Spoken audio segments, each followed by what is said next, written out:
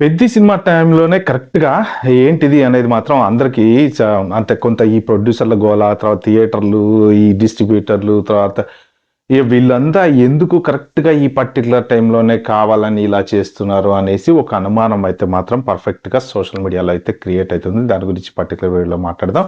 Hi! Hello! Welcome to reel connect YouTube channel. నా ఛానల్‌కి first time వచ్చినట్టుంటే please అండి subscribe చేసుకోండి. అలాగే నేను పెట్టే వీడియోలు నచ్చితే లైక్ చేయండి, షేర్ చేయండి. ఇంక మన టాపిక్‌లోకెళ్ళిపోతే 'పెద్ది' సినిమా జస్ట్ ఆల్మోస్ట్ ఒక 20 డేస్‌లో రిలీజ్ కాబోతుంది.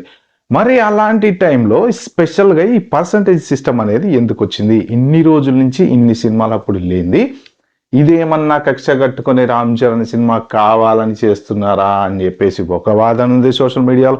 ఇంకొకటి ఏంటి అంటే కరెక్ట్‌గా ఇదే టైము. ఎందుకంటే ఇప్పటిదాకా రీజనబుల్‌గా సినిమాలు అంటూ కరెక్ట్‌గా లేవు. అంటే పెద్ద సినిమా, చిన్న సినిమా అని డిఫరెన్షియేట్ చేయకపోయినా జనరల్‌గా ఒక పెద్ద సినిమా వస్తుంది అంటే మాత్రం కంపల్సరీ అభిమానులతో పాటు థియేటర్‌లో గూడా కొంచెం పండగే ఉంటది. ఎందుకంటే సినిమా గనక సక్సెస్ అయిందంటే అట్‌లీస్ట్ ఇప్పుడున్న పరిస్థితుల్లో 1 డే, 2 డే నడిచేటువంటి సినిమాలు కనీసం ఒక వారం రోజులో, 10 రోజుల్లో నడుస్తాయి అన్న ఆశ వాళ్ళకి ఉంటది. కొంచెం డబ్బులొస్తాయి అన్న ఆశ ఖచ్చితంగా ఉంటదనమాట. జస్ట్ ఒక 300 మల్టీప్లెక్స్ స్క్రీన్స్ ఉన్న ఎగ్జిబిటరు ఆయన సింగిల్ స్క్రీన్స్ బాధల గురించి చెప్తున్నారు. అది కొంచెం వినడానికి నిన్న నవ్వొచ్చినా కానీ మనం ఏం చేయలేకపోతున్నాం. ఎందుకంటే సి సెంటర్ నుంచి బి సెంటర్ నుంచి ఏ సెంటర్ దాకా ఎక్కడ స్థలం దొరికితే అక్కడ మల్టీప్లెక్స్ కట్టేసి సింగిల్ స్క్రీన్స్కి రావాల్సిన రెవెన్యూని కూడా రానివ్వకుండా చేస్తున్న ఆ ఎగ్జిబిటరు ఆయన సింగిల్ స్క్రీన్ కష్టాల గురించి మాట్లాడుతుంటే చాలా హాస్యాస్పదంగా ఉందండి. అట్లాంటి కామెడీలు చేయడానికి దయచేసి ప్రెస్ మీట్లు పెట్టొద్దని చెప్తున్నాం అండి.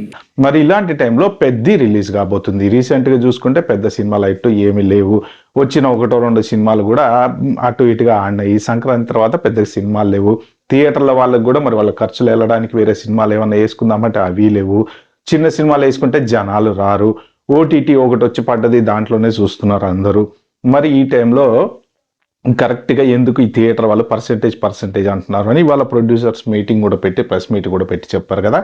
సో ఇక ఎవరెవరైతే నీతులు మాట్లాడుతున్నారో మరి వాళ్ళందరికీ చాలా మందికి మల్టీప్లెక్స్‌లు ఉన్నాయి. ఎక్కడ చూసినా ఊరు నిండా మల్టీప్లెక్స్‌లు ఉన్నాయి. మరి సింగిల్ థియేటర్లు కాపాడుకునే వాళ్ళైతే గనక మన మల్టీప్లెక్స్‌లు కొన్ని రోజులు మూసేసి సింగిల్ థియేటర్లలో సినిమాలు వేయొచ్చు కదా అని చెప్పి వాళ్ళ వైపు వాదన అనమాట.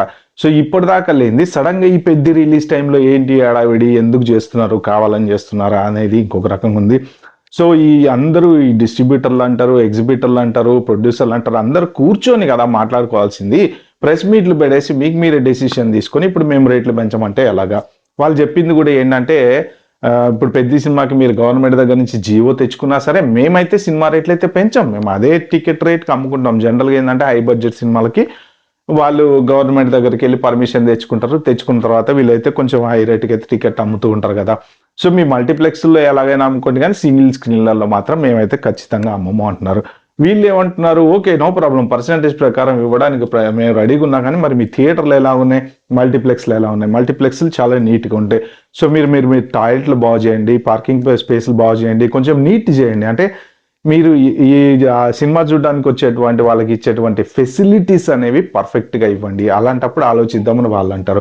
అలాగా మేము రెనోవేషన్ చేయాలంటే మాకు బోలెడంత టైం పడతది. డబ్బులు ఖర్చవుతది. ఇప్పటికిప్పుడు అంటే ఎక్కడవుతది అని వీళ్ళంటారు.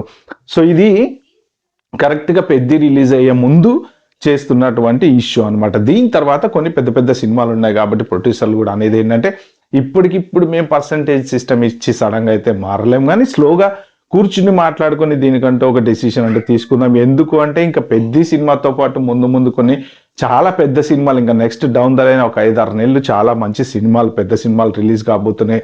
ఎందుకు అంటే కనీసం పెద్ద సినిమా వస్తే అట్‌లీస్ట్ ఒక వారం, 10 రోజులన్నా థియేటర్‌లో ఆడతదేమో.